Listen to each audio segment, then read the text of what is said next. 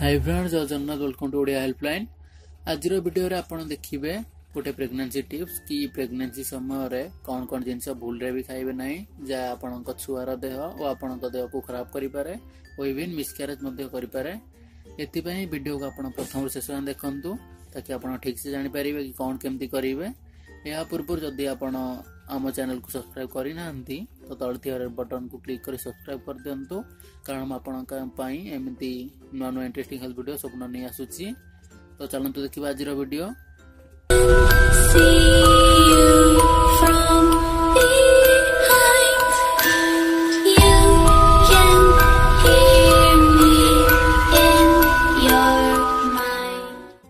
जेपरि कि आपण जानिछंती कि प्रेगनेंसी समय रे गोटे छोटरू छोट भूल मध्य भारी पड़ी जाता है।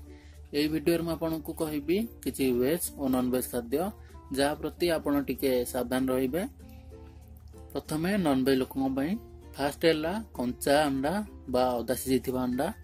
या प्रेग्नेंट थिबा समय रे बिल्कुल भी खांतु नाही। आपण को साल्मोनेला इन्फेक्शन करी गोटे इन्फेक्शन होई थाए जा फल रे आपण को वोमिटिंग बा झाड़ा बांती और डायरिया बा तरल झाड़ा बड़ी समस्या आसी थाए, जहा आपणक पई और आपणक शिशु पई बहुत खराब होई पारे।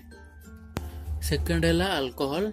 प्रेग्नेंट हेबा पूर्वरु बा प्रेग्नेंसी समय रे अल्कोहल कंज्यूम कले आपण शिशु ऊपर बहुत खराब इफेक्ट पड़ता है।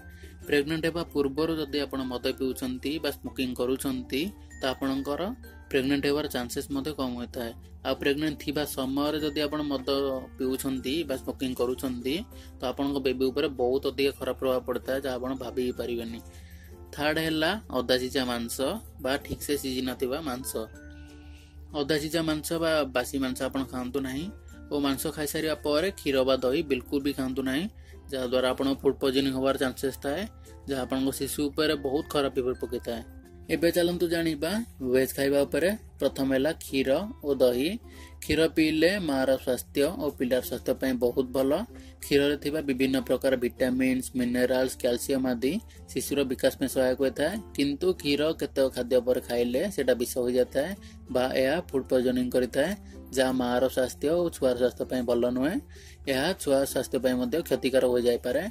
एति पई मु गोटे वीडियो बनैथिली कि केबे क्षीर पीले देह पई खराब, सेटा आपण डिस्क्रिप्शन में थिबा लिंक रे क्लिक करी देखि परिबे, नले स्क्रीन ऊपर थिबा आई बटन क्लिक करके मध्ये देखि परिबे। सेकंड हैला अमृतभंडा। आपण कंचा बा पाचिला बा अमृतभंडा को तरकारी मध्ये खांतु नाही। अमृतभंडा भूले भी खांतु नाही प्रेगनेंसी टाइम रे। एथिरे थिबा लैटेक्स गर्भ भांगिबार सहायता करता है और या द्वारा मिसकैरेज मध्ये हो जाय पारे। सेति पई प्रेगनेंसी समय रे कंचा बा पाचिला अमृतभंडा बिल्कुल भी खांतु नाही।